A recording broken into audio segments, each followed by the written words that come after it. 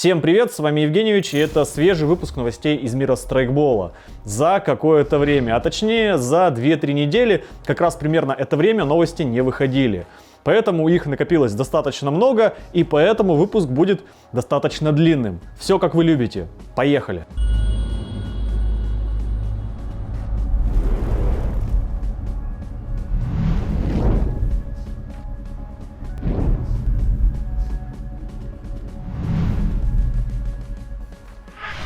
Начну с народных новостей про ЦИМу. На прошлой неделе в польском магазине Тайвань Ган в продаже была замечена страйкбольная АЕК-версия VSS Винторез от ЦИМа.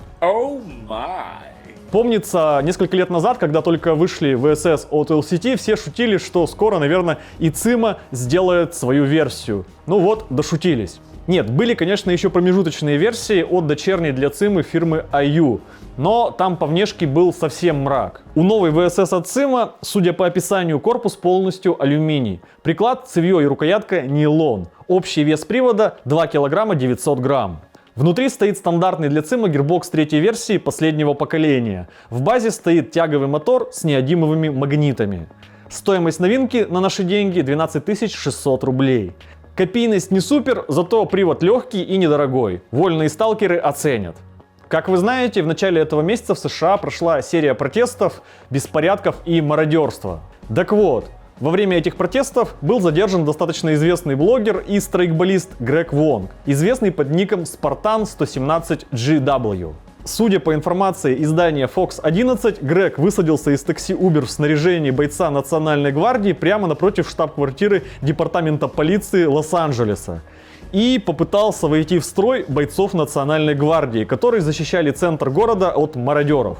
Но реальные бойцы проявили бдительность, и Грег был задержан и арестован. По комментариям офицеров, Вонга в первую очередь выдал его карабин, который отличался от тех, что в реальности используются бойцами Национальной гвардии. Насколько я понял, у него была R15 в тактическом обвесе, в то время как реальные бойцы использовали М4 практически без обвеса. Еще у Грега был другой пистолет, ПНВ и другое лишнее снаряжение, которого не было у реальных бойцов. Находясь под стражей в полиции, Вонг говорил о том, что он хотел помочь защитить магазины в центре города от мародеров. Об этом накануне он также писал на своей странице на Facebook. Мотивы, конечно, благие, но в результате его действия серьезно подставили страйкбольное сообщество в глазах общественности и властей. В итоге Вонг был обвинен в уголовном преступлении за изготовление и распространение штурмового оружия. А на текущий момент он выпущен под залог в размере $50 000. Интересным фактом является то, что на текущий момент его Instagram и Facebook страницы закрыты, а все видео с его YouTube канала удалены. Такие дела.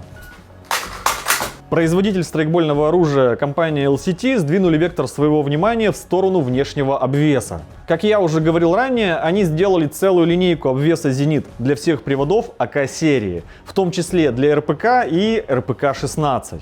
Помимо этого, они сделали линейку глушителей с модулем трассерной подсветки шаров, которые можно устанавливать на любые привода АК-серии, в том числе на АК-12 и АК-15.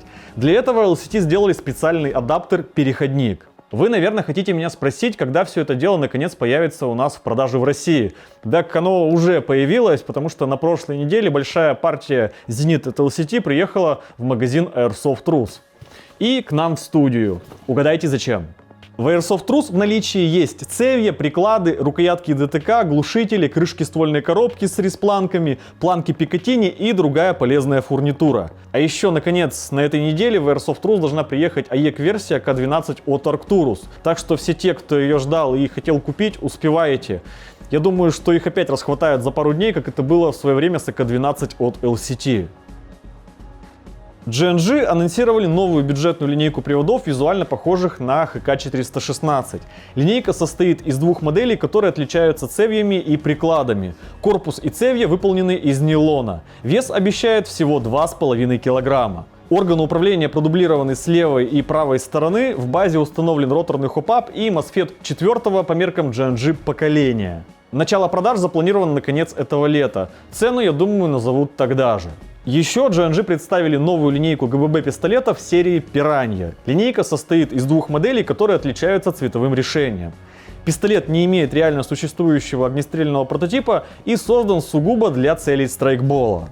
Из особенностей можно отметить респланку в верхней части неподвижного ствола для крепления прицельных приспособлений, газовую систему, которая сопротивляется замерзанию, и регулировку хопапа с помощью специального ключа без разборки пистолета.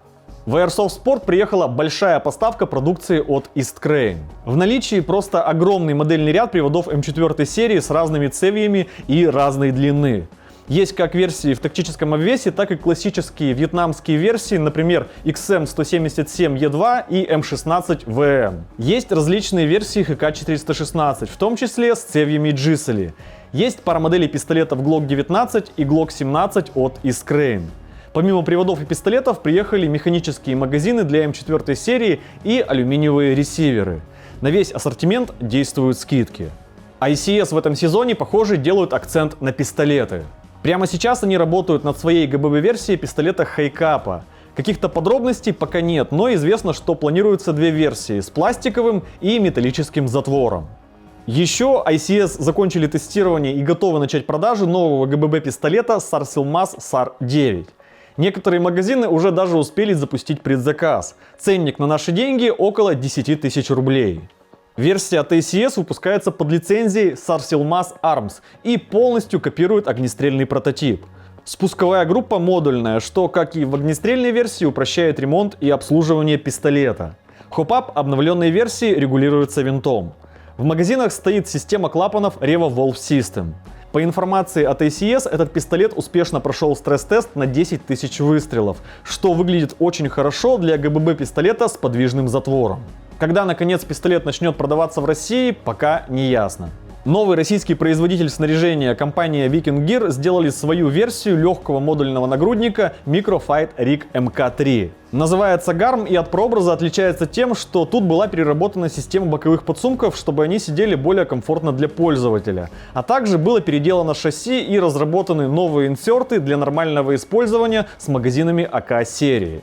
Разумеется, за счет модульности такой нагрудник можно собирать под любые другие магазины, например, под М4 или магазины от ПП. В дополнение к нагруднику производитель сделал легкий штурмовой рюкзак РК-1Л Орн. По задумке, рюкзак предназначен, чтобы разместить в нем необходимый минимум для суточной игры в страйкбол. При этом рюкзак максимально компактный, чтобы не увеличивать габариты пользователя. Ссылки на весь каталог компании Viking в описании к этому видео. Спойлер, мы уже на 50% сделали обзор на комплект снаряжения на основе этого производителя. И он скоро появится у нас на канале. Компания Tagin поделилась информацией, что они завершили финальные испытания нового страйкбольного миномета Dominus. И на текущий момент протестированы и ВВД-версия, и версия с вышибным зарядом.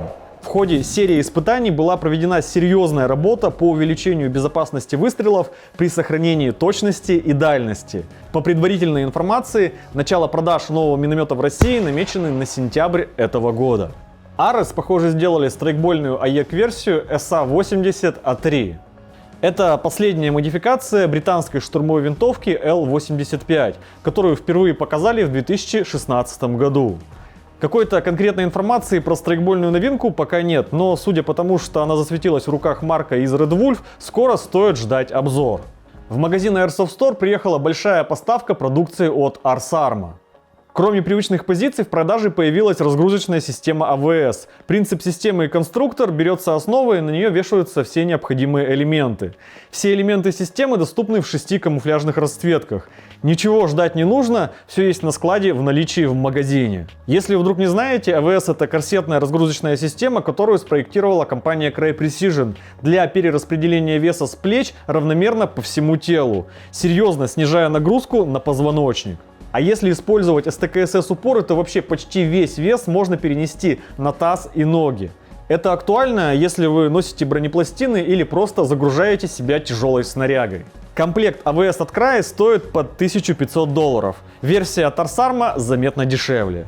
Stitch Profi сделали новые универсальные полимерные подсумки для магазинов АК и М4 серии. Называются Plastic Fast и по конструкции и функционалу напоминают стандартные быстрые подсумки с боковыми рельсами. Однако в данном случае весь корпус полностью выполнен из морозоустойчивого полимера. Фишкой подсумка является быстрое крепление на систему Молли. Это может быть полезно, если вы часто меняете расположение подсумков перед играми. Например, перенося подсумок сплитника на боевой пояс. Подсумки выпускаются в цветах олива, черный, койот. Ценник гуманный — 690 рублей за штуку. Magpul взялись за линейку аксессуаров для MP5 серии. Это и цевья, и тыльники приклада, и даже ресивер. Возможно, это освежит взгляд на MP5, и они снова начнут пользоваться популярностью у народа. Ждем не дождемся, когда появятся версии для страйкбольных игрушек. Мастерская Рубеж 52 запустила производство собственных камер хоп-апа для спринговых винтовок М24 и М40 под резинки ВСР типа. Камера разработана под геометрию резинок от Maple Leaf.